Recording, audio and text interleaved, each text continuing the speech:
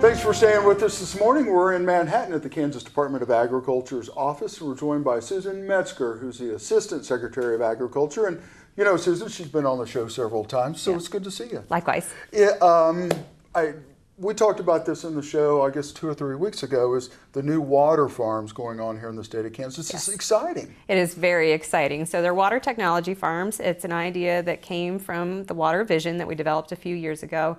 What we heard is individuals would like to see on a field scale the latest and greatest irrigation technology and irrigation management techniques, and that's their purpose. Well, and they are designed and they're in an area that is typically pretty dry in the state. So no better place to have these and really test them out, field test them, I guess you might say, is in the western part of the state. That's right. So we have 3 in place right now, 2 in Finney County and 1 in Pawnee County. And like you mentioned, that's an area over the Ogallala where we are focusing a lot of attention in declines. And so it's a chance. We have 3 different farmers that have opened up their land to try different irrigation technology, crop rotations, you name it. And we just had our first field day here a couple of weeks on one of them. And not only that, we're at a feedlot, I believe, is another one of the locations. So that's certainly our aim. So we have the 3 in place right now, and those are all irrigation farms. And we are really interested in doing the same thing at livestock facilities, both dairy and confined animal operations, so that we can see and showcase what's out there as a good technique for managing our water resources. Well, not only that, but I'm assuming biotechnology comes into play when we talk about crops that are growing. So is that a part of conserving water, I guess? It certainly is. In particular at the Willis Technology Farm, mostly what they're looking at is the opportunity of the different types of crops that they are selecting, but then even looking down at the soil level, the amendments that you can add to the soil to help improve their moisture retention. It's not just truly just on a technology standpoint, but even at, like you say, the biotechnology side too. So when we talk about managing the water, we're talking about amount that is put out, the amount that is, I guess, absorbed into the soil, soil monitors and things like that. I mean, how does it all come into play to saving a farmer water? You bet. So these technology farms really focus not just on conservation, but efficiency and effectiveness. So the Willis Technology Farm is probably our largest example, and he is deploying on 8 different circles, on 4 of them what we call Dragon Line, which is mobile drip irrigation technology, and on the other 4 traditional center pivot technology, and comparing the savings that you could get from those different irrigation applications. But then on each of those fields, he has at least 2 soil moisture probes. And then he uses that data to help him understand whether or not he needs to add more or less water.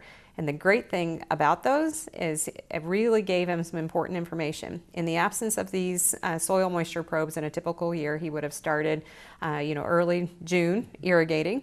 And with the information that he got from the soil moisture probes, he was able to delay his irrigation by 2 full weeks. It's a huge savings. It is. We're going to take a quick break. When we come back, we're going to finish up with Susan Metzger. We're in Manhattan, and we'll see you in just a minute. This segment brought to you by Farm Bureau, a grassroots ag organization representing the state's farmers and ranchers since 1919. KFB.org.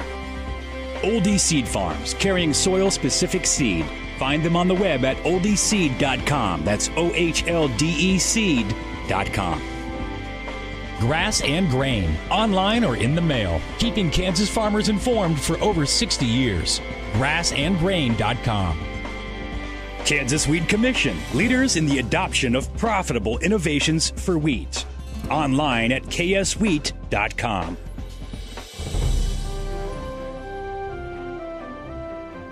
Thanks for staying with us. We're in Manhattan at the KDA office. We're joined by Susan Metzger, who's the Assistant Secretary of Agriculture, and we're talking about water technology farms here in the state of Kansas. There are 3. That's right. And before we went to break, you were talking about delaying watering because he had his soil probes in the ground. Right. Now, having canopy versus non-canopy beans and corn, later into the growing year, are you seeing some of the same returns, that he's not having to water as often? Well, we certainly are seeing that he's having good moisture retention in his soil this year. And the other thing that we find in these 2 parallel applications of the mobile drip irrigation versus the traditional center pivot, that mobile drip Dragon Line technology puts the irrigation water directly on the soil. And so you can really see some differences in the way the profile changes and how it retains the moisture compared to where you have the dragon line versus the typical center pivot irrigation that might drop the moisture, higher up in the canopy. In the first segment, we talked about biotechnology that goes into it, but sorghum being more of a drought tolerant crop here in the state of Kansas versus, say, beans or corn. What is he seeing?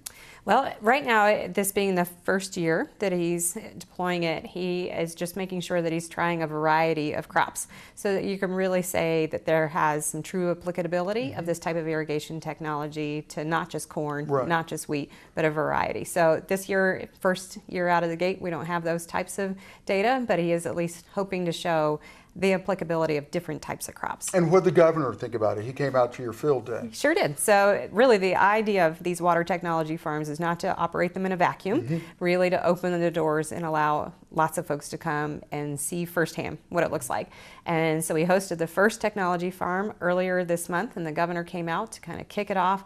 And we were hoping a great attendance to us would have looked like 50 people. Right. That's a typical field day, a good turnout, and we had more than 150 people show up.